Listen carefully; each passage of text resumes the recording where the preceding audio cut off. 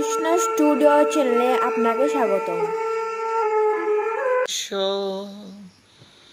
জ্ঞানঞ্জন শলাকয়া চক্ষুরুন্মিলিতং যেন তস্मै শ্রী গুরবে নমো নমঃ। নমো বিষ্ণুপদায় রাধাপৃষ্ঠায় ভূতলে শ্রীমতে ভক্তি প্রপন্ন যতি সমিতি নামিনে। নমো আচার্য পাদায় দৈন্যভূষণ মুকুটমনে গুরু করুণামৃতয়ে ক্ষমা দূরে যাও শিরোমণি।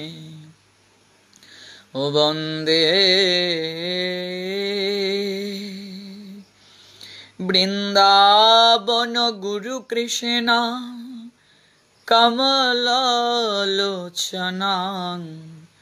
বল্লভী বল্লভাং দেবং শ্রীরাধা লিঙ্গিত বিগ্রহং বন্দে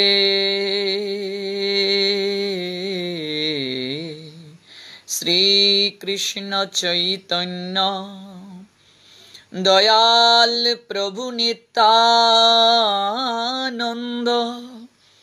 শ্রী অদ্বৈত গদাধর শ্রীবাসাদি শ্রী গৌর ভক্তবৃন্দ। হরে কৃষ্ণ কৃষ্ণ কৃষ্ণ হরে হরে হরে রাম রাম রাম হরে হরে। হরে কৃষ্ণ কৃষ্ণ কৃষ্ণ হরে হরে হরে রাম রাম রাম হরে হরে।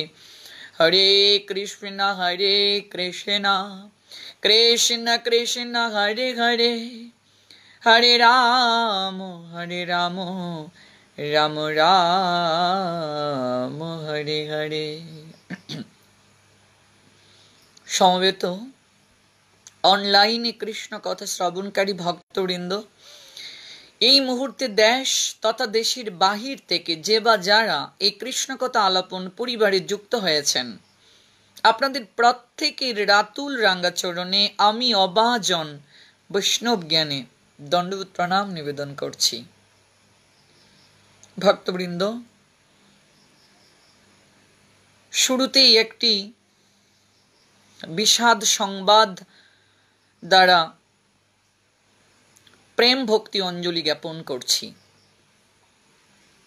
আপনারা হয়তো অনেকেই অবগত আছেন, আন্তর্জাতিক কৃষ্ণ ভাবনামৃত সংঘের প্রতিষ্ঠাতা এবং আচার্য অভয় চরণারবিন্দ ভক্তি বেদান্ত স্বামী প্রভুপাদের অন্যতম শিষ্য শ্রীল ভক্তিচারু স্বামী মহারাজ দেহ রেখেছেন আজ।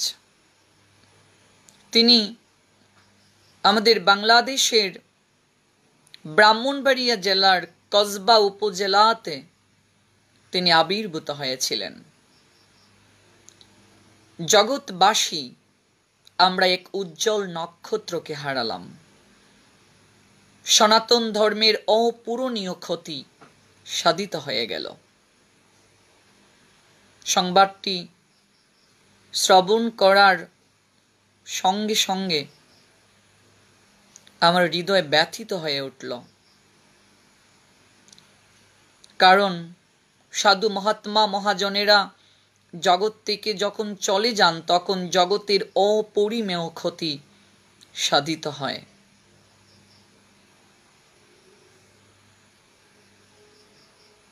এই কৃষ্ণ প্রেমে পরাকাষ্ঠা শ্রীমৎ ভক্তিচারু স্বামী গুরু মহারাজের চরণে প্রেম ভক্তি অঞ্জলি জ্ঞাপন করছি। ওনার স্মৃতিচারণে প্রেম ভক্তি মহারাজ নরোত্তম দাস ঠাকুরের একটি বিরহ পদ কীর্তন করার প্রয়াস করছি। আমার প্রেম পুরুষোত্তম পরমেশ্বর ভগবান শ্রীকৃষ্ণ চৈতন্য মহাপ্রভু রায় রামানন্দকে প্রশ্ন করেছিলেন, জগতের বুকে সর্বশ্রেষ্ঠ দুঃখ কি? উত্তরে রায় রামানন্দ মহাপ্রভুকে বলেছিলেন, জগতের বুকে সর্বশ্রেষ্ঠ দুঃখ হচ্ছে, বিরহ হচ্ছে, কৃষ্ণ ভক্ত বিরহ বিনা বিরহ নাই আর। যদি কৃষ্ণ ভক্ত জগৎ থেকে চলে যান, যদি কোনো মহাপুরুষ, যদি কোনো আচার্য, যদি কোনো পথ প্রদর্শক জগৎ থেকে চলে যান, তার চলে যাওয়ার কারণে যে বিরহ আসে, এই বিরহ থেকে আর কোনো বড় বিরহ হতে পারে না। এই জন্য রায় রামানন্দ গৌরহরিকে বলেছিলেন, কৃষ্ণ ভক্ত বিরহ বিনা বিরহ নাই আর। জগতের বুকে সর্বশ্রেষ্ঠ বিরহ হচ্ছে কৃষ্ণ ভক্তের বিরহ। আমরা সনাতন সমাজ তথা পুরো বিশ্ববাসী এমন এক আচার্যকে হারিয়েছি। সেই আচার্যের স্মৃতি উদ্দেশ্যে প্রেম ভক্তি মহারাজ নরোত্তম দাস ঠাকুরের হৃদয়িক অভিব্যক্তিতে প্রেম ভক্তি অঞ্জলি জ্ঞাপন করছি। যে আনিল প্রেম ধন করুণা প্রচুর,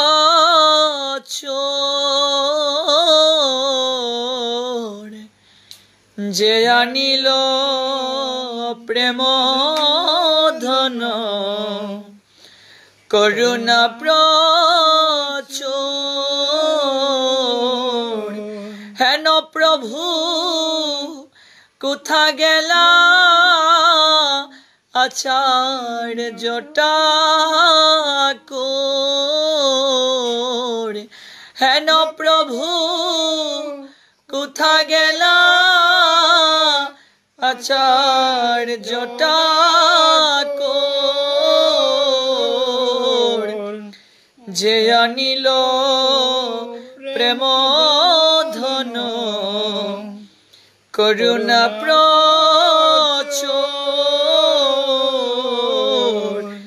যে আনিল প্রেম ধন করুণা প্রচুর, কাহা মুর স্বরূপ রূপ কাহা সনা তো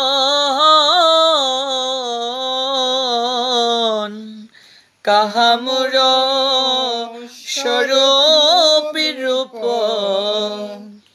কাহা সনাতন, কাহা দাস রঘুনাথ পতিত পাবন, কাহা দাস রঘুনাথ পতিত পাবন, যে আনিল প্রেম ধন করুণা প্রচুর,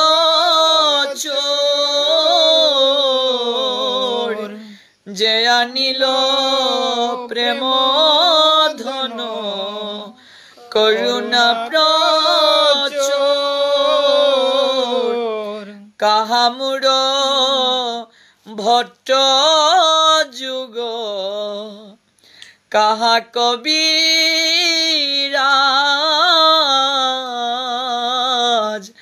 কাহা মুর ভট্ট যুগ কাহা কবিরাজ, এককালে কোথা গেলা গুড়া নটোর কালে কোথা গেল গুড়া নটোরা যে আনিল প্রেম ধন করুণা প্রচুর যে আনিল প্রেম ধন করুণা প্রচুর পাষাণে কুঠিব মাথা হনলে পশিব পাষাণে কুঠিব মাথা হনলে পশিব গৌরাঙ্গ গুণের নিধি আমি কোথায় গেলে পাব গৌরাঙ্গ গুণের নিধি কোথায় গেলে পাব যে আনিল প্রেম ধন করুণা প্রচুর যে আনিল প্রেম ধন করুণা প্রচুর হায় সেসব সঙ্গীর সঙ্গে যে কইল নিবাস সেসব সঙ্গীর সঙ্গে যে কইল নিবাস সেসব সঙ্গীর সঙ্গে যে কইল বিলাস সেই সঙ্গ না পাইয়া কান্দে নরোত্তম দাস যে আনিল প্রেম ধন করুণা প্রচুর যে আনিল প্রেম ধন করুণা প্রচুর হেন প্রভু কোথা গেলা আচার্যটা কোড় হেন প্রভু কোথা গেলা আচার্যটা কোড় যে আনিল প্রেম ধন করুণা প্রচুর যে আনিল প্রেম ধন করুণা প্রচুর হরে কৃষ্ণ কৃষ্ণ কৃষ্ণ হরে হরে হরে রাম রাম রাম হরে হরে হরে কৃষ্ণ কৃষ্ণ কৃষ্ণ হরে হরে হরে রাম রাম রাম হরে হরে হরে কৃষ্ণ কৃষ্ণ কৃষ্ণ হরে হরে হরে রাম রাম রাম হরে হরে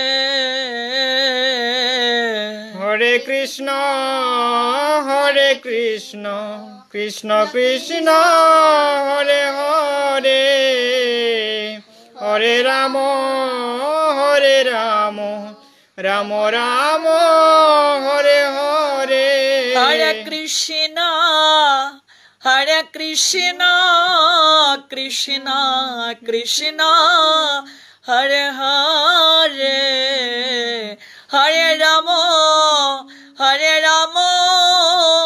রাম রাম হরে হরে হরে কৃষ্ণ কৃষ্ণ কৃষ্ণ হরে হরে হরে রাম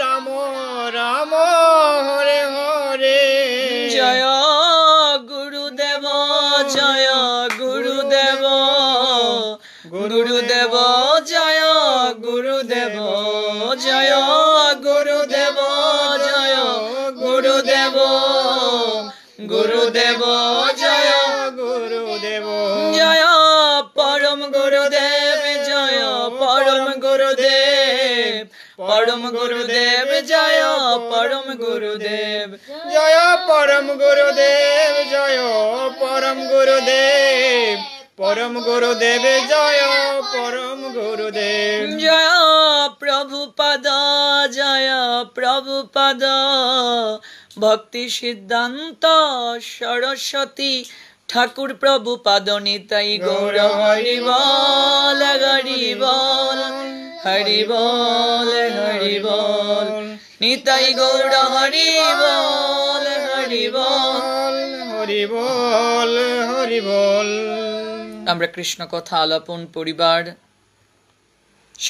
সেই পরম বৈষ্ণব উত্তম অধিকারী সাধু শ্রীমৎ ভক্তি চারু স্বামী মহারাজের স্মৃতি চারণে তার চরণে প্রেম ভক্তি অঞ্জলি জ্ঞাপন করলাম।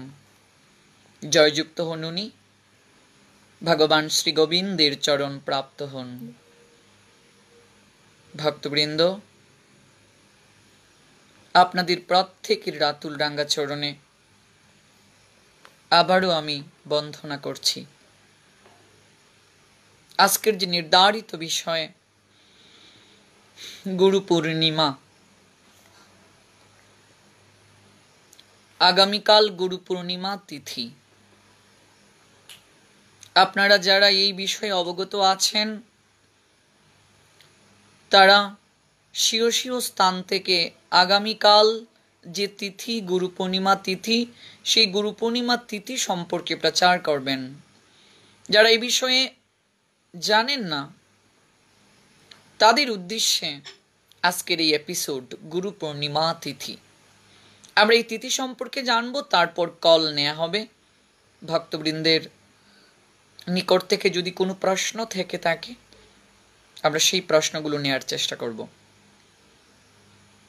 তো ভক্তবৃন্দ, গুরু পূর্ণিমা তিথি মূলত কৃষ্ণ দ্বৈপায়ন বেদব্যাসের আবির্ভাব তিথি। আগামীকাল কৃষ্ণ দ্বৈপায়ন বেদব্যাসের আবির্ভাব তিথি। দুপুর 12টা পর্যন্ত নির্জলা উপবাস। দুপুর 12টা পর্যন্ত আমাদের নির্জলা উপবাস থাকতে হবে। তারপর কৃষ্ণ দ্বৈপায়ন বেদব্যাসের চরণে এবং আমাদের আপন আপন গুরু মহারাজের চরণে পুষ্পাঞ্জলি নিবেদন করে আমরা অন্ন প্রসাদ গ্রহণ করতে পারব। আগামীকাল দুপুর 12টা পর্যন্ত আমরা উপবাস থাকব, নির্জলা উপবাস থাকব। তারপর কৃষ্ণ দ্বৈপায়ন বেদব্যাস এবং ব্যাসদেবীর প্রতিনিধি স্বীয় স্বীয় গুরুদেবের চরণে আমরা পুষ্পাঞ্জলি জ্ঞাপন করব। পুষ্পাঞ্জলি নিবেদন করে আমরা অন্ন প্রসাদ গ্রহণ করব। তো আমরা আগামীকাল দিনের যে বিশেষ মাহাত্ম্য, এই মাহাত্ম্য আজ এবং আগামীকাল দুদিনই শ্রবণ করব। এই গুরু পূর্ণিমা তিথিকে কৃষ্ণ দ্বৈপায়ন বেদব্যাসের আবির্ভাব তিথি বলা হয়, বা এটাকে ব্যাস পূর্ণিমা তিথিও বলা হয়। তো কেন এটাকে এত গুরুত্ব সহকারে আমাদের পালন করা প্রয়োজন? কে সেই কৃষ্ণ দ্বৈপায়ন বেদব্যাস যার আবির্ভাব তিথি আমরা পালন করব? ভক্তবৃন্দ, কৃষ্ণ দ্বৈপায়ন বেদব্যাস হচ্ছেন জগতের গুরু, জগতের আর্য। আমরা সনাতন ধর্মাবলম্বীরা যত শাস্ত্র পেয়ে থাকি, প্রায় সমগ্র শাস্ত্রই যার কৃপায় আমরা লাভ করেছি, যার প্রসাদে লাভ করেছি, তিনি কৃষ্ণদ্বৈপায়ন বেদব্যাস। সেই কৃষ্ণদ্বৈপায়ন বেদব্যাসের যে আবির্ভাব লীলা, আমরা সংক্ষেপে আমরা সেটা আস্বাদন করব। কৃষ্ণদ্বৈপায়ন বেদব্যাস কুমারী মায়ের গর্ভে জন্ম নিয়েছিলেন। তাহলে কোনো কুমারী মেয়ে যদি সন্তান জন্ম প্রদান করে, সমাজ তাকে কলঙ্ক দেয়, কিংবা সেই সন্তানকে অনাকাঙ্ক্ষিত সন্তান বলা হয়। অবিবাহিত অবস্থায় যদি কেহ সন্তান ধারণ করে, সেই সন্তান অনাকাঙ্ক্ষিত সন্তান, সেই সন্তানকে অনাকাঙ্ক্ষিত সন্তান বলা হয়। তাহলে সেই কৃষ্ণদ্বৈপায়ন বেদব্যাস অবিবাহিত মায়ের গর্ভে জন্ম নিয়ে জগতের বুকে কি করে পূজ্য হলেন, কি করে তিনি জগৎ গুরু রূপে খ্যাত হলেন, এই বিষয়টি আমাদের পুঙ্খানুপুঙ্খভাবে ধারণা লাভ করা প্রয়োজন। আজকে আমরা সনাতন ধর্মাবলম্বীরা এই বিশেষ তত্ত্বগুলো আমরা জানি না, না জানার কারণে আমাদের এই সমস্যাগুলো হচ্ছে। মহাভারতে দুটি চরিত্র দেখবেন, দুজনেই অবিবাহিত মায়ের গর্ভে জন্ম নিয়েছিলেন। একজন হচ্ছেন মহাবীর কর্ণ, আরেকজন হচ্ছেন কৃষ্ণদ্বৈপায়ন বেদব্যাস। তাহলে কর্ণ অবিবাহিত মায়ের গর্ভে জন্ম নিয়েও সমাজের বুকে ধিক্কার পেলেন, সমাজ তাকে সর্বদা ধিক্কার প্রদান করল, এমনকি সব কিছু হারিয়ে মৃত্যু মুখে তিনি পতিত হয়েছিলেন।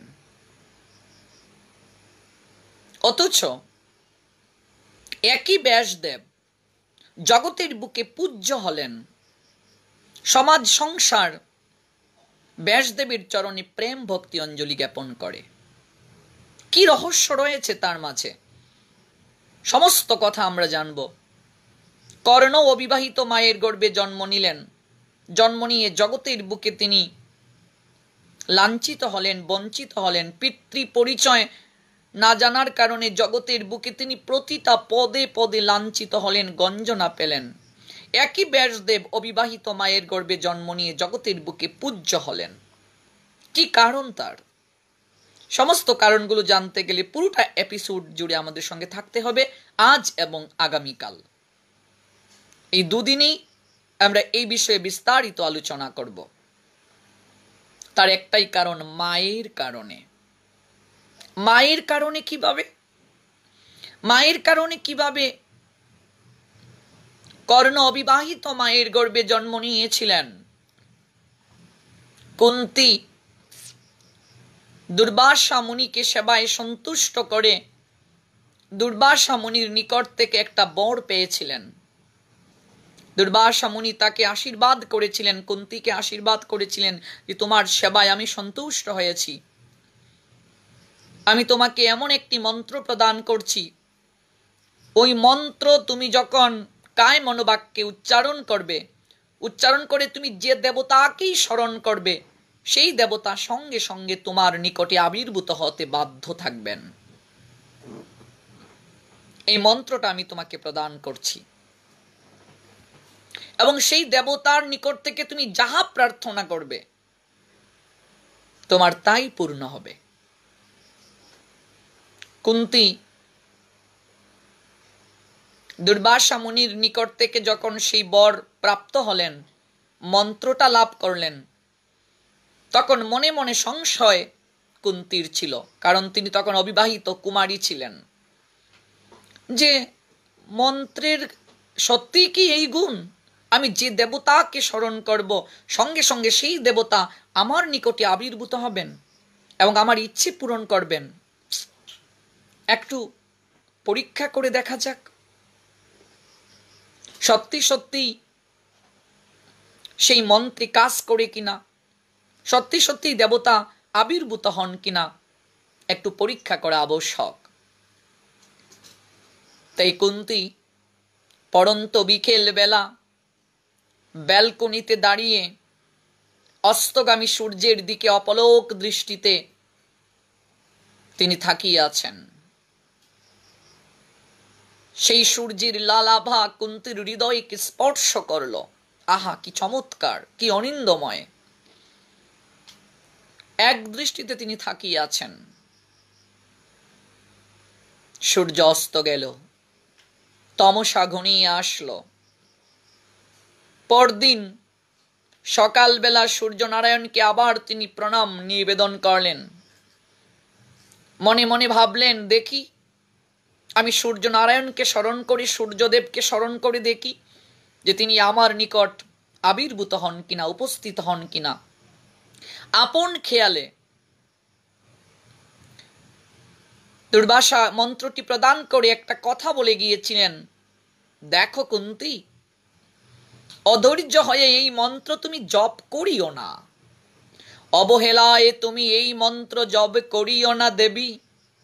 তাহলে এই মন্ত্রের যে ক্রিয়া, সেই ক্রিয়া পাবে তুমি নিশ্চয়ই, কিন্তু তোমার ক্ষতির কারণ হতে পারে, তোমার জীবনে সেটা দুঃখের কারণ হতে পারে। অধৈর্য হইও না, কায় মনোবাক্যে পরিপক্ক মানুষে এই মন্ত্র তুমি জপ করবে, নতুবা তোমার ক্ষতির কারণ হতে পারে, তোমার দুঃখের কারণ হতে পারে। কুন্তী পরীক্ষা করতে চেয়েছিলেন যে দুর্বাসা তাকে যে মন্ত্রটি প্রদান করেছেন সেই মন্ত্রের ঠিক কার্যকারিতা আছে কিনা, দেবতাকে স্মরণ করলে দেবতা আসেন কিনা। স্মরণ করলেন সূর্যদেবকে। তৎক্ষণাৎ সূর্যদেব তার নিকটে আবির্ভূত হলেন, কারণ মন্ত্রের এতটা ক্ষমতা ছিল ঋষি দুর্বাসা তাকে প্রদান করেছেন। তৎকালীন যুগে ঋষিদের এমন ক্ষমতা ছিল। সূর্যদেব তার নিকটে আবির্ভূত হলেন। তুমি আমাকে কেন স্মরণ করেছ বালিকা? বলো, তুমি আমার কাছে কি চাও? কেন তুমি আমাকে স্মরণ করেছ? কুন্তী অবাক হয়ে গেলেন, এই কি, সত্যি সত্যি সূর্যদেব আমার সঙ্গে আবির্ভূত হয়েছেন। সূর্যের তেজ যখন প্রবাহিত হচ্ছে, কুন্তী আর সহ্য করতে পারছেন না। আমি কি দেখছি, আমি কি দেখছি, আমি ভয় পাচ্ছি, আমি ভয় পাচ্ছি, আমি ভয় পাচ্ছি, আমি এই রূপ আর দর্শন করতে পারছি না। সূর্যদেব বলছেন, আমি আমার রশ্মিকে আমি স্তিমিত করছি। বালিকা, তুমি আমায় কেন স্মরণ করেছ? বলো, তুমি আমার কাছে কি বর চাও? কুন্তী ওই মন্ত্রটি জপ করে হৃদয় মানুষে একটা পুত্রের কামনা করেছিলেন। সঙ্গে সঙ্গে সূর্যদেব বলছেন, দেখো দেবী, দেখো পুত্রী, তোমার হৃদয়ে মানুষে একটি পুত্রের কামনা ছিল ওই মন্ত্র যখন তুমি জপ করেছিলে, তাই আমি তোমাকে একটি পুত্র প্রদান করতে চাই। এই কি বলছেন সূর্যদেব? আমি এখনো তো অবিবাহিত, আমি এখনো তো কুমারী। আমার যদি পুত্র হয়, জগৎ সংসারে সমাজে কলঙ্ক হবে, সবাই আমাকে অসতী বলবে, আমি সমাজে কি করে মুখ দেখাবো? কিন্তু দেবী, তুমি যে আমায় স্মরণ করেছ, আমি যাকে দর্শন দেই আমি তাকে তো কৃপা না করে থাকতে পারি না, আমি তো অবশ্যই বর প্রদান করব। সঙ্গে সঙ্গে কুন্তীর কুলে এক পুত্রকে তিনি প্রদান করলেন। আমি চলে যাচ্ছি কুন্তী, তবে আমার শরীরের তেজের একটা অংশ পুত্রের বক্ষের মাঝে রক্ষা কবচ হয়ে থেকে গেল। যখন তুমি আমাকে স্মরণ করবে আবার, আমি তৎক্ষণাৎ তোমার নিকট আবির্ভূত হব। এই কথা বলে সূর্যদেব তিনি অন্তর্ধান করলেন। কুন্তী সন্তানটিকে কোলে নিয়ে ভাবছেন, আমি এখন কি করব? সমাজ সংসার কিংবা আমার পিতা যখন এই বিষয়টি জানবেন, তখন তারা কিভাবে বিষয়টি নেবেন? জগৎ সংসারে আমার কলঙ্ক হবে, সংসারে আমার কলঙ্ক হবে, আমি কি করে মুখ দেখাবো? এই সন্তানটিকে আমি কোথায় রাখবো? ভাবতে পারছেন না কুন্তী। তার হৃদয় প্রকম্পিত হয়ে উঠল। চোখে অন্ধকার ঘনিয়ে আসলো, কি করবেন তিনি বুঝতে পারছেন না। তখনই কুন্তী তার সন্তানটিকে নদীর জলে ভাসিয়ে দিয়েছিলেন। সেই লীলা আমরা সবাই জানি, সেই ঘটনা আমরা সবাই জানি। কর্ণকে তিনি নদীর জলে ভাসিয়ে দিয়েছিলেন।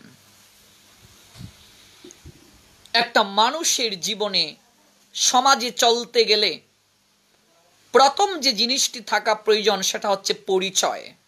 পরিচয় যদি কারো না থাকে, সমাজের বুকে তাকে চলা সম্ভব নয়। প্রতিটা পদে পদে, প্রতিটা ক্ষেত্রে ক্ষেত্রে জন্ম পরিচয় যদি জানা না থাকে, তাকে অবহেলায় কাটাতে হয়। কর্ণকে নদীর জলে ভাসিয়ে দেয়া হলো। সন্তানটা বাঁচলো কিনা মরল সেই চিন্তা কিন্তু কুন্তী করেননি, নিজের সতীত্বকে বজায় রাখার জন্য, সমাজের বুকে যেন তার কলঙ্ক না হয়, সেই দিকে সচেতন থাকার জন্য তিনি এই কার্যটা করলেন। চোখের সামনে কর্ণ প্রতিটা পদে পদে যখন অবহেলিত হয়েছিলেন, সুতপুত্র বলে সবাই যখন তাকে অবহেলা করেছিল, সবাই যখন তাকে ঘৃণা করেছিল, লাঞ্ছনা করেছিল, বঞ্চনা করেছিল, তখনও কিন্তু কুন্তী স্বীকার করেননি, পরিচয় প্রদান করেননি। সারাটা জীবন লাঞ্ছনা গঞ্জনায় তাকে কাটাতে হয়েছিল। কার জন্য? মায়ের জন্য। তার তো কোনো অপরাধ ছিল না, কর্ণের তো কোনো অপরাধ ছিল না। মহাভারতে 5000 বছর আগে দেখুন এমনই এক চরিত্র, যে চরিত্রটি আমাদের সমাজের বুকে এখনো অহরহ হচ্ছে। যদিও সেটা দেবতার প্রসাদে ছিল, কুন্তী সতী ছিলেন, কুন্তীর কিন্তু কুমারিত্ব নষ্ট হয়নি। সূর্য নারায়ণের কৃপায় কর্ণকে লাভ করেছিলেন। অথচ বর্তমান আধুনিক সমাজে এমন বহু ঘটনা হচ্ছে, জন্মের কারণে, এই অবস্থায় জন্মের কারণে বহু সন্তানকে লাঞ্ছনা গঞ্জনা স্বীকার করতে হচ্ছে, কিংবা অনেক সময় কুকুর শৃগালের কবলেও পতিত হতে হচ্ছে। খুবলে খুবলে খাচ্ছে তাদের মাংসপিণ্ডকে। সত্যি সেটা দুঃখজনক। মায়ের কারণে আজ কর্ণ সমাজের বুকে লাঞ্ছনা গঞ্জনা পেলেন।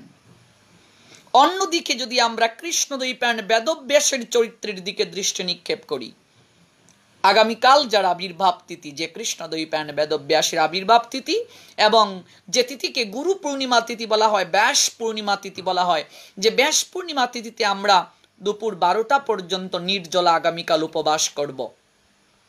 সেই কৃষ্ণদ্বৈপায়ন বেদব্যাস অবিবাহিত মায়ের কুলে জন্ম নিয়েছিলেন।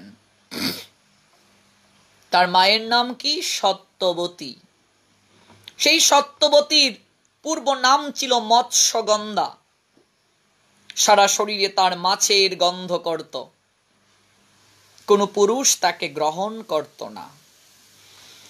একটা নারী জীবনের পূর্ণতা হচ্ছে মাতৃত্বে। একটা নারী যদি মা না হতে পারে, তার জীবনটা অপূর্ণ থেকে যায়। একটা পুরুষের পূর্ণতা হচ্ছে পিতৃত্বে। একটা পুরুষ যদি পিতৃত্বের স্বাদ আস্বাদন করতে না পারে, তাহলে তার জীবনটা অপূর্ণ মনে হয় বিয়ের পর। মৎস্যগন্ধা সে হচ্ছে দিবরের পালিতা কন্যা, অর্থাৎ ব্যাসদেবের মা ছিলেন দিবরের পালিতা কন্যা। যদিও তার সারা শরীরে মাছের দুর্গন্ধ করত, তথাপি তার এতটাই রূপ যৌবন ছিল যে কেউ তার দিকে দৃষ্টি নিক্ষেপ করার সঙ্গে সঙ্গে বিমোহিত হয়ে যেত, পাগল হয়ে যেত। কিন্তু কোন পুরুষ তাকে গ্রহণ করত না, তার শরীরে যেহেতু মাছের দুর্গন্ধ করত। সেই মৎস্যগন্ধা তার পিতাশ্রী দিবরের নিকটে এসে দণ্ডবোধ প্রণাম দিয়ে বলছে, পিতাশ্রী, আমি নারী, আমারও তো ইচ্ছে হয় আমার একটা ফুটফুটে সন্তান হোক, আমি বাৎসল্য প্রেম আস্বাদন করি, আমি তাকে আমার স্তন পান করাই, তাকে আমি আদর করি, যত্ন করি, ভালোবাসি, বাৎসল্য প্রেমের পাথারে ডুবে আমার মাতৃত্বটাকে আমি অনুভব করি। কিন্তু পিতাশ্রী, আমার সারা শরীরে মাছের দুর্গন্ধ করে কোনো পুরুষ আমাকে গ্রহণ করতে চায় না, আমাকে ভালোবাসতে চায় না। দিবর বলছেন, পুত্রী, আমি তোমার দুঃখটা বুঝি। আমি পিতা হয়ে কি করতে পারি পুত্রী? তবে আমি তোমাকে একটি পরামর্শ প্রদান করতে পারি। ওই যমুনার তীরে তুমি গমন করো, ওই যমুনায় এপার ওপার পারাপার, ওই পারাপারের যে দায়িত্ব, সেই দায়িত্বটা তুমি গ্রহণ করো। কারণ এই যমুনায় অনেক ঋষি, অনেক মহাত্মা, অনেক সাধু আসেন, তারা এপার ওপার পারাপার করেন। তুমি যদি নদী পারাপারের দায়িত্বটা নাও, তুমি যদি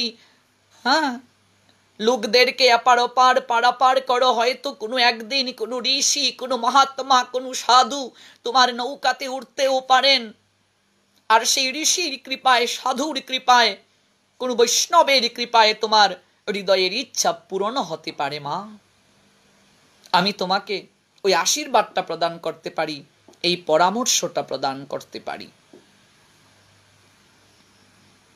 মৎস্যগন্ধা পিতা দিবরের চরণে প্রণাম নিবেদন করলেন। পিতাশ্রী, যথাজ্ঞে, আপনার চরণে দণ্ডবোধ প্রণাম। পরদিন থেকেই তিনি যমুনা পারাপার করার দায়িত্ব নিলেন। নৌকা দিয়ে লোকদেরকে তিনি এপার ওপার পারাপার করেন। একদিন দৈবক্রমে সেই নৌকাতে উঠলেন পরাশর মুনি, জটা যুক্ত এক দিব্য মহাপুরুষ, এক দিব্য রূপে অতুলনীয় এক আচার্য, এক ঋষি। সত্যবতী সেই ঋষিকে দর্শন করে আবেগে আপ্লুত হয়ে গেল, চরণে দণ্ডবোধ প্রণাম নিবেদন করল,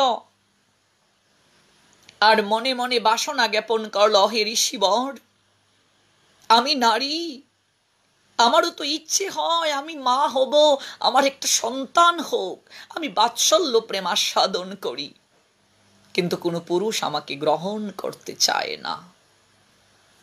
শুনেছি ঋষিদের অনেক অলৌকিক ক্ষমতা হয়, অনেক দিব্য শক্তি তাকে। মনে মনে বলছেন মৎস্যগন্ধা, আমাকে যদি আপনি কৃপা করতেন, আমার শরীর থেকে যদি মাছের দুর্গন্ধটা দূর হয়ে যেত। দণ্ডবোধ প্রণাম নিবেদন করে মনে মনে ভাবছেন। ঋষি পরাশর মুনি দৈব যুগে, দৈব ক্ষমতায় মৎস্যগন্ধার হৃদয়ের অভিব্যক্তিটা তিনি উপলব্ধি করতে পারলেন। মৎস্যগন্ধার হৃদয়ের অভিব্যক্তি তিনি বুঝে তাকে কৃপা করলেন। সঙ্গে সঙ্গে তার শরীর থেকে মাছের দুর্গন্ধ দূর হয়ে গেল। হরি বল। শরীরের মাঝে পদ্ম পুষ্পের গন্ধ প্রবাহিত হতে শুরু করলো। শরীর থেকে পদ্ম পুষ্পের গন্ধ, সুগন্ধ প্রকাশিত হলো। তৎক্ষণাৎ তার নামকরণ করলেন পরাশর মুনি পদ্মগন্ধা। নাম ছিল মৎস্যগন্ধা, ঋষি পরাশরের কৃপায় তার নাম হলো পদ্মগন্ধা।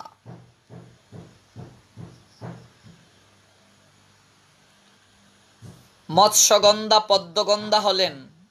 হৃদয়ের অভিলাষ বুঝে পরাশর মুনি তাকে কৃপা করলেন।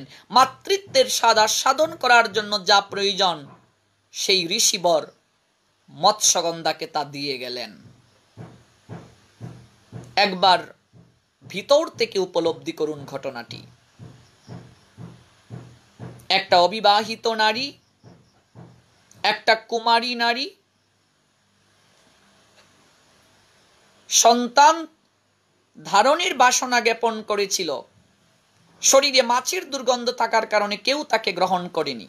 আজ ঋষি তাকে কৃপা করে মাছের দুর্গন্ধ দূর করে পদ্মপুষ্পের সুগন্ধ শরীরের মাঝে প্রবাহিত করে দিলেন এবং সন্তান লাভের জন্য যা প্রয়োজন তা তিনি করে দিয়ে গেলেন, কিন্তু সেই সন্তান জন্ম নেওয়ার পর যে একটা পরিচয়, সেটা তো তিনি দিয়ে গেলেন না, তিনি চলে গেলেন, সেটা তো তিনি দিয়ে গেলেন না।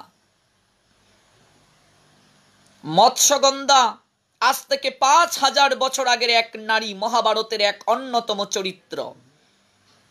বর্তমানে যদি ঘটনাটা ঘটত, আমরা অনেকে হাসপাতালে ছুটে যেতাম, কিন্তু মৎস্যগন্ধা সেটা করলেন না। প্রথমেই এসে পিতার চরণে দণ্ডবত প্রণাম নিবেদন করে সমস্ত ঘটনা খুলে বললেন। কিছুদিনের মাঝেই তার শরীরে মাতৃত্বের লক্ষণ দেখা গেল।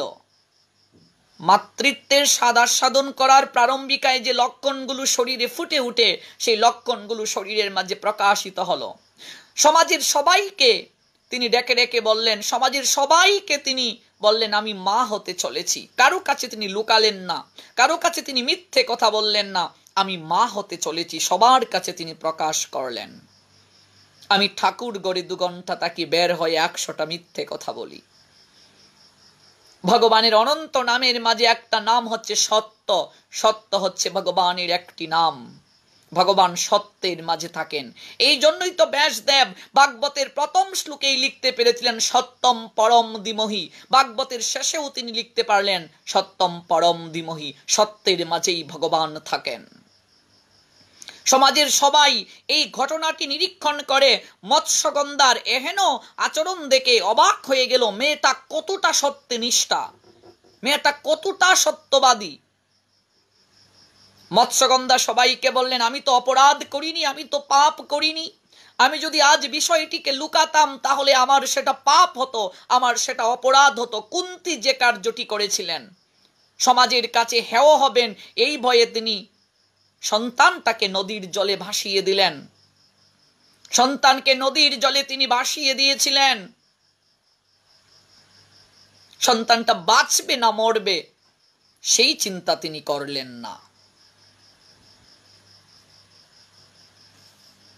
একটা ভুলের কারণে কর্ণের জীবনে নেমে আসলো দুর্ভোগ। মৃত্যুর পূর্ব পর্যন্ত তাকে লাঞ্ছনা গঞ্জনা পেতে হয়েছিল।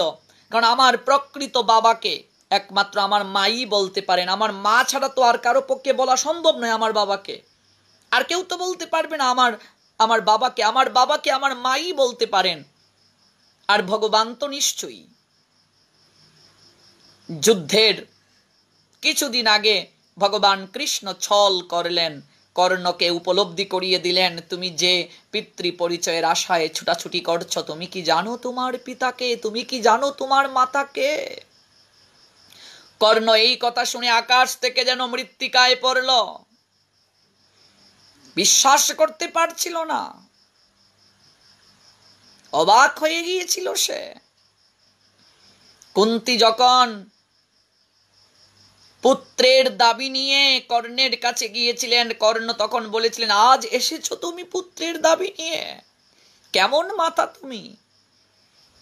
তুমি যে সন্তানকে জন্ম দিয়েছিলে সেই সন্তান তো নদীর জলেই তার সমাধি হয়ে গিয়েছিল। এখন তুমি কার নিকটে এসেছো? নিজেকে তুমি মাতা হিসেবে দাবি করতে এসেছো? তুমি যদি সেদিন সমর অঙ্গনে যখন সবাই আমাকে সুতপুত্র বলে ধিক্কার দিয়েছিল, সেই দিন যদি তুমি আমাকে অধিকার দিতে, সমাজের বুকে যদি তুমি আমার পরিচয় প্রদান করতে, সমাজ তোমাকে সম্মান দিত, সমাজ তোমাকে সম্মানের সঙ্গে গ্রহণ করত, তোমার চরিত্র জগতের বুকে প্রচারিত হতো শ্রদ্ধার সঙ্গে। কুন্তী সাধারণ কেউ নয়, ভগবান কৃষ্ণের পিসিমা এবং সতী নারীর মাঝে একজন কুন্তী। এতে তার সতীত্ব নষ্ট হয়নি, কারণ সেটা দুর্বাসা মুনির কৃপা ছিল এবং সূর্য নারায়ণের প্রসাদ ছিল। এটা একটা অভিনয় মাত্র, এটা একটা লীলা জগৎ জীবকে বুঝানোর জন্য, আমাদের মতো সংসারী জীবদেরকে বুঝানোর জন্য দুটি চরিত্র মহাভারতের। মহাভারত এমন এক গ্রন্থ, মনুষ্য জীবনের এমন কোনো সমস্যা নাই যে মহাভারতে নাই।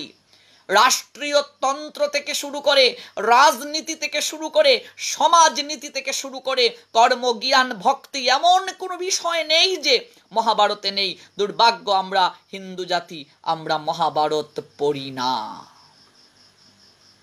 5000 বছর আগের ঘটনা চিন্তা করে দেখুন।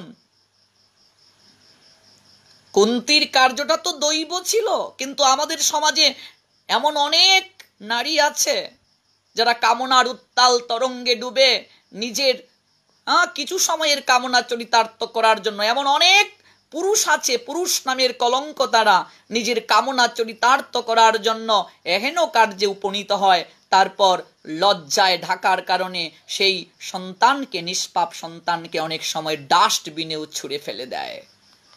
এরকম বহু নিউজ আমরা দেখি। সেই সন্তানের কি দোষ যে সন্তান এহেন অবস্থায় উপনীত হয়? সত্যি কি সেটা দুঃখজনক নয়?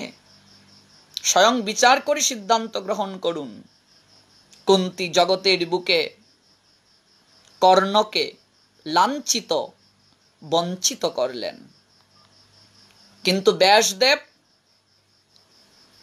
তিনি জগতের বুকে পূজ্য হলেন মায়ের কারণে।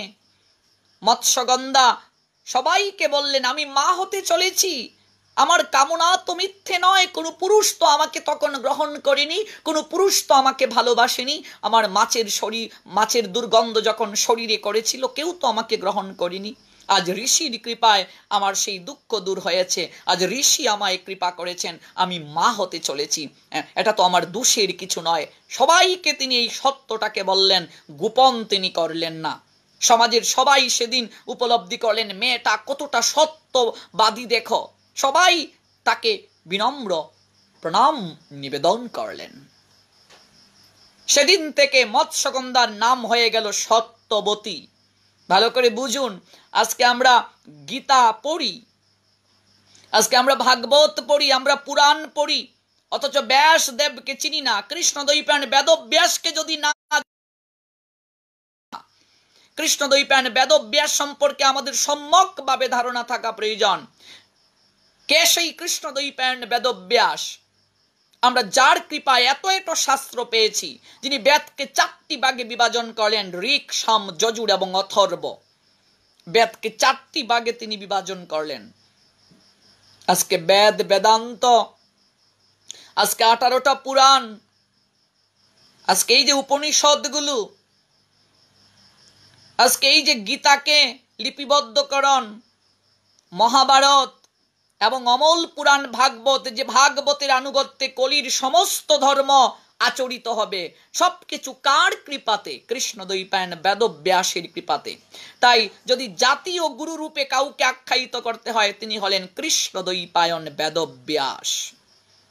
ভারতবর্ষের যদি জাতীয় গুরু রূপে কাউকে আখ্যায়িত করতে হয়, এবং তিনি শুধু ভারতবর্ষ বলতে বোঝানো হয়েছে শুধু এই যে বাংলাদেশ আর ভারত, এটা নয়। তখন তো ভারতবর্ষ মানে স্বসাগরা পৃথিবীকেই ভারতবর্ষ বোঝানো হতো।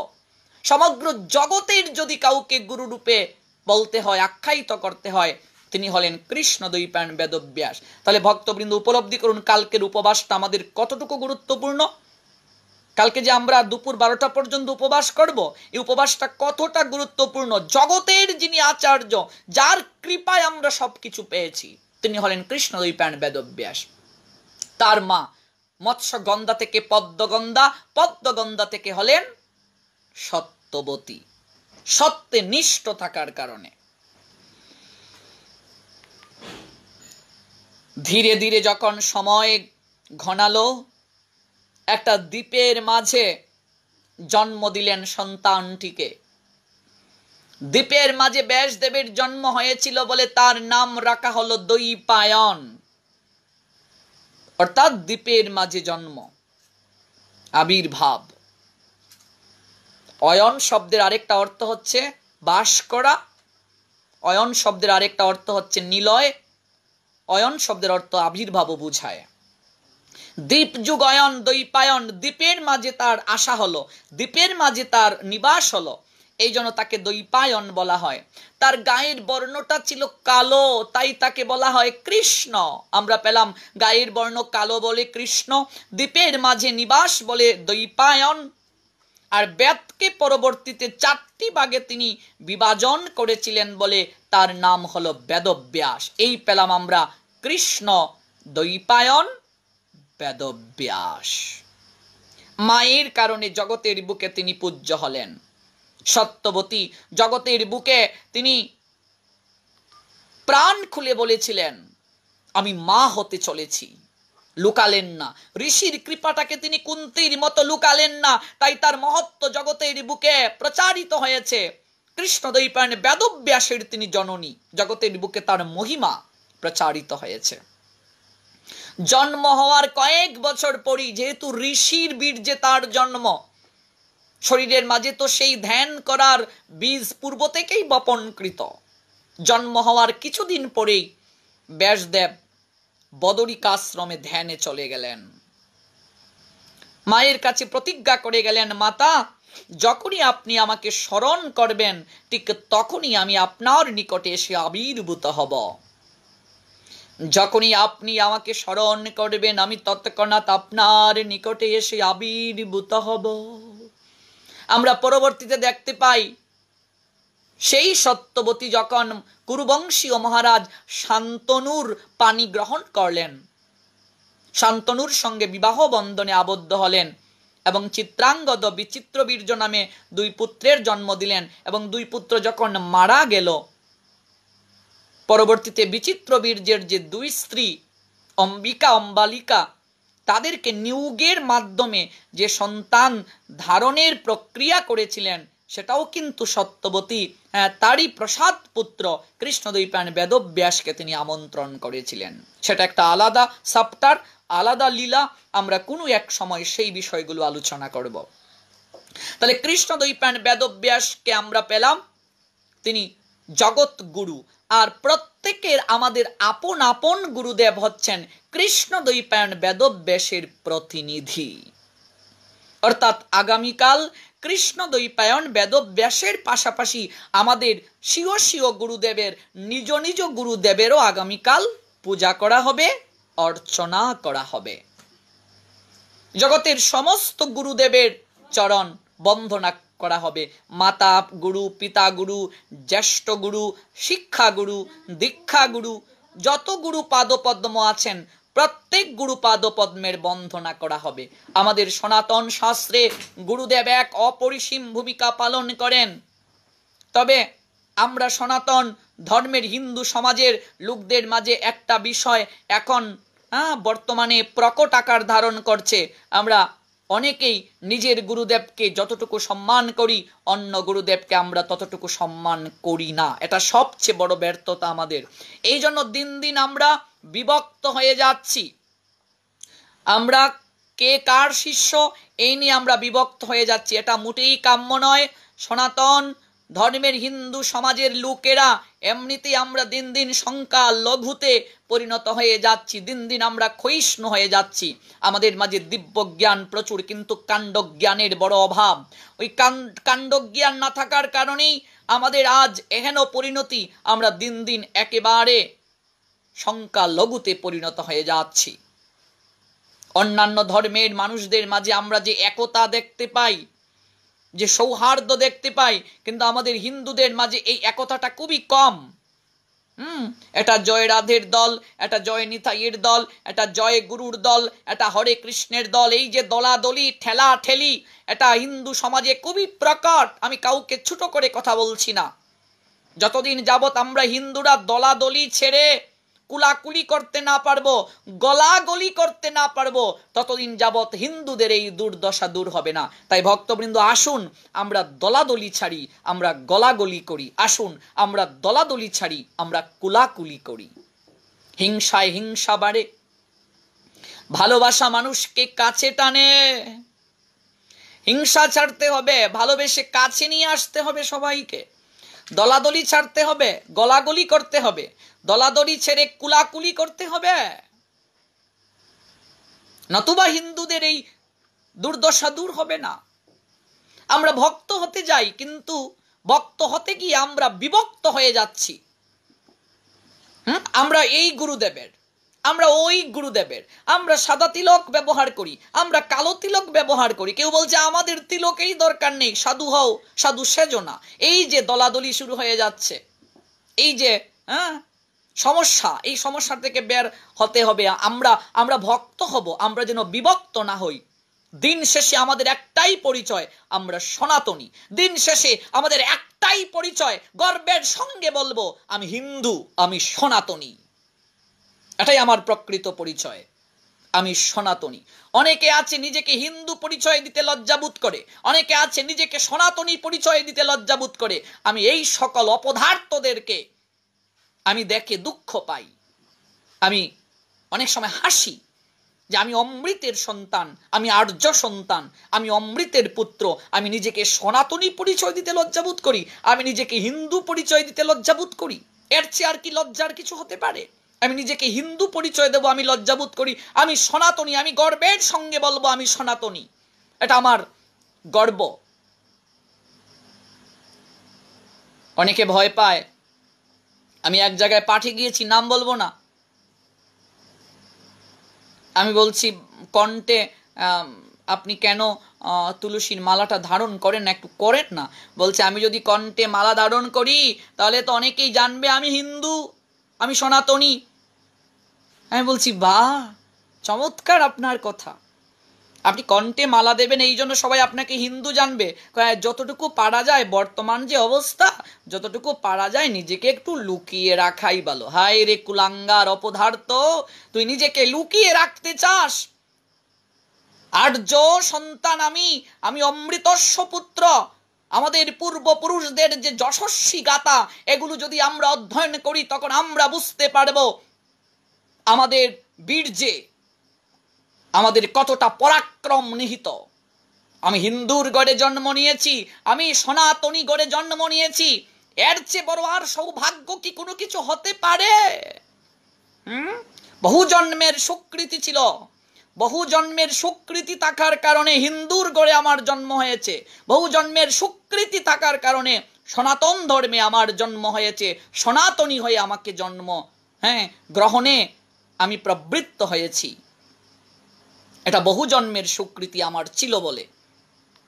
আর এই সনাতন ধর্মকে ত্যাগ করে কিছু উর্তি বয়সী যুবক যুবতী আছে, লাভ জিয়াদের ফাঁদে পড়ে নিজের ধর্মকে ত্যাগ করে অন্য ধর্মের পতাকা তোলে তারা আশ্রয় গ্রহণ করছে।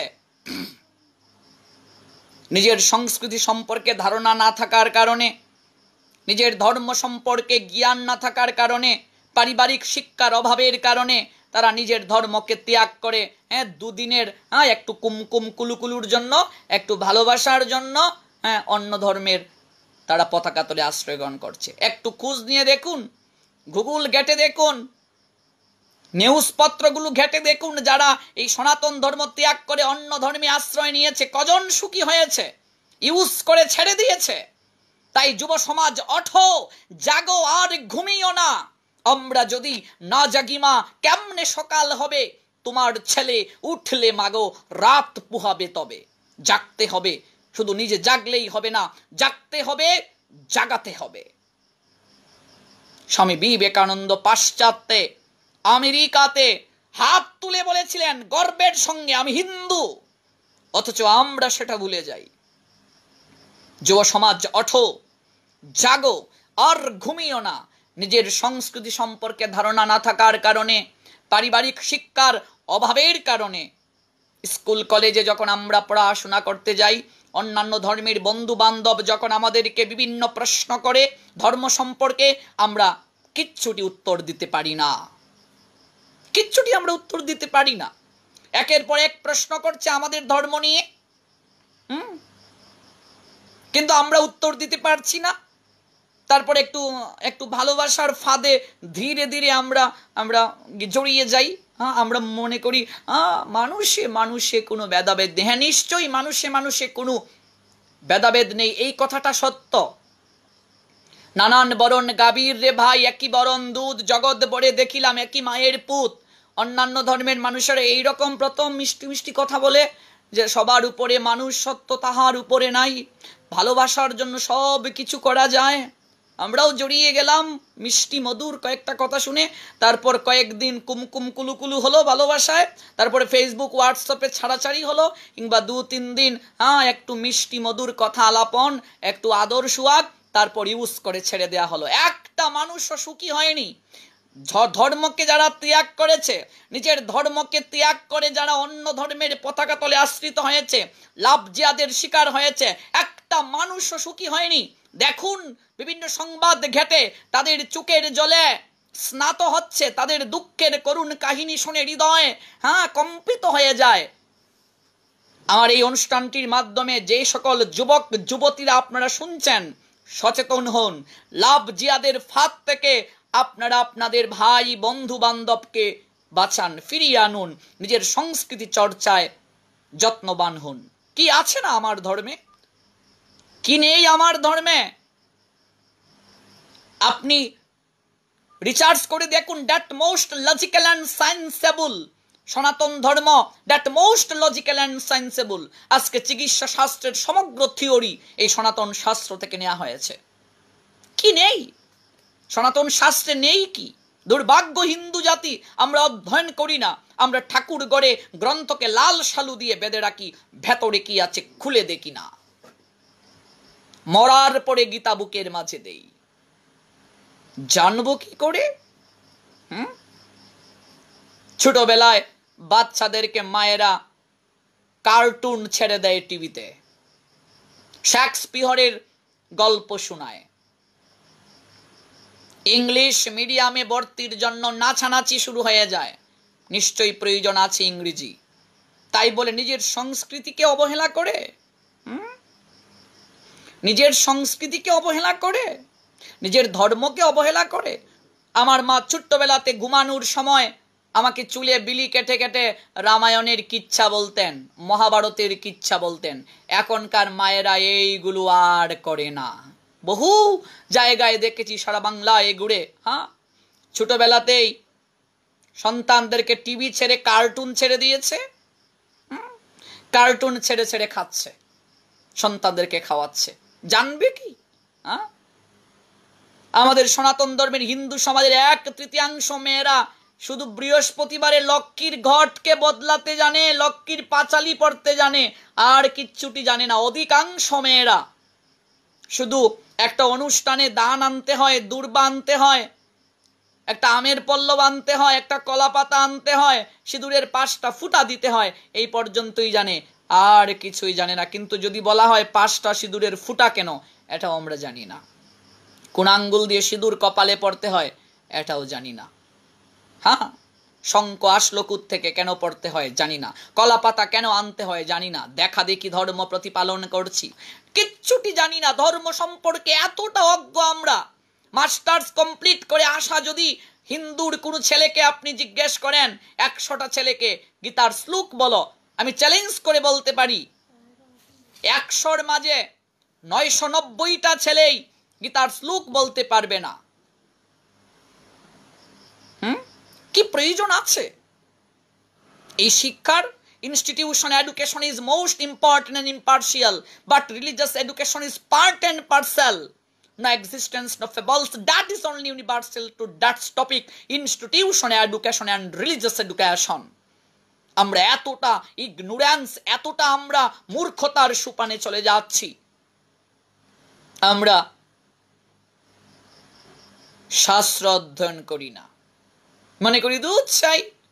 ধর্ম যারা পালন করে, ধর্ম যারা যাজন করে, ওরা একটু হয়তো আনকালচার হবে। তারা ধর্ম পালন করে, মনে হয় ওদের পারিবারিক স্ট্যাটাস ভালো না।